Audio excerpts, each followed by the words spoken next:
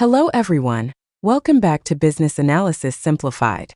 In today's video, we're going to discuss requirement gathering techniques, one of the most important skills every business analyst must master. We'll cover 6 commonly used techniques, when to use them, and practical tips that can help you gather better requirements from stakeholders. Let's get started.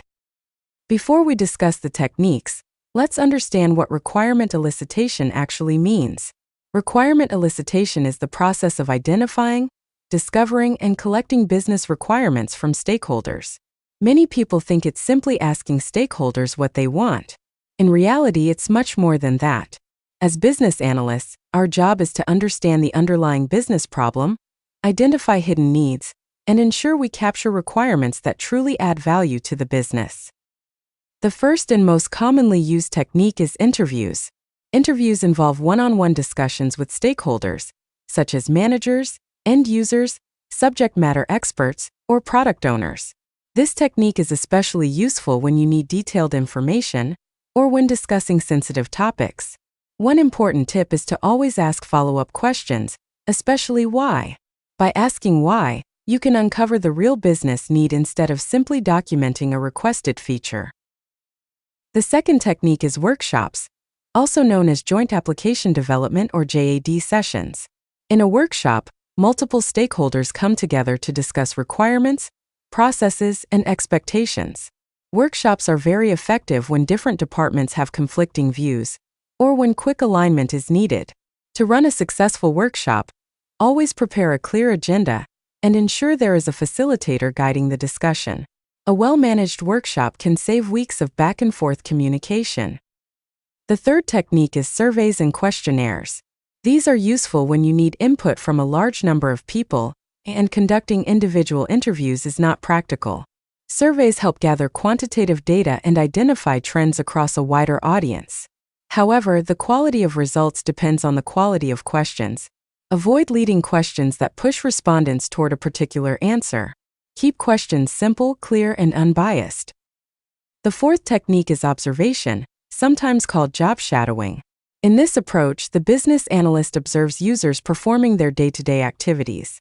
This technique is extremely valuable because people often perform tasks differently from how they describe them. Observation helps uncover hidden requirements, process inefficiencies, and workarounds that may never come up during interviews. If you want to understand how work is actually performed, observation is one of the best techniques available. The fifth technique is document analysis. Before speaking with stakeholders, it's often useful to review existing documentation such as business requirement documents, standard operating procedures, policies, reports, or user manuals.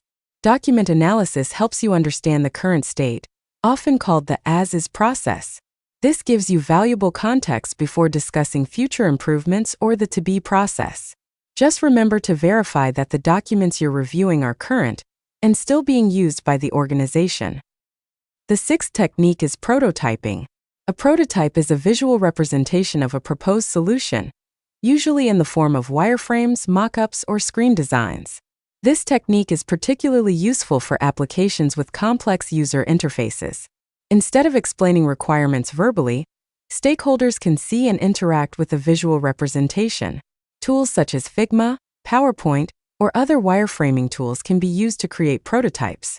Prototyping helps reduce misunderstandings and enables faster feedback. One of the biggest mistakes new business analysts make is relying on a single technique. In reality, the best results usually come from combining multiple techniques. For example, start with document analysis to understand the current state. Use interviews to gather detailed information from key stakeholders. Conduct workshops to align different groups. Use surveys when you need broader input. And finally, use prototypes when discussing user interfaces or complex workflows. The right combination depends on the project's goals, stakeholders, and complexity. Let's quickly recap what we learned today. Requirement elicitation is the foundation of successful business analysis.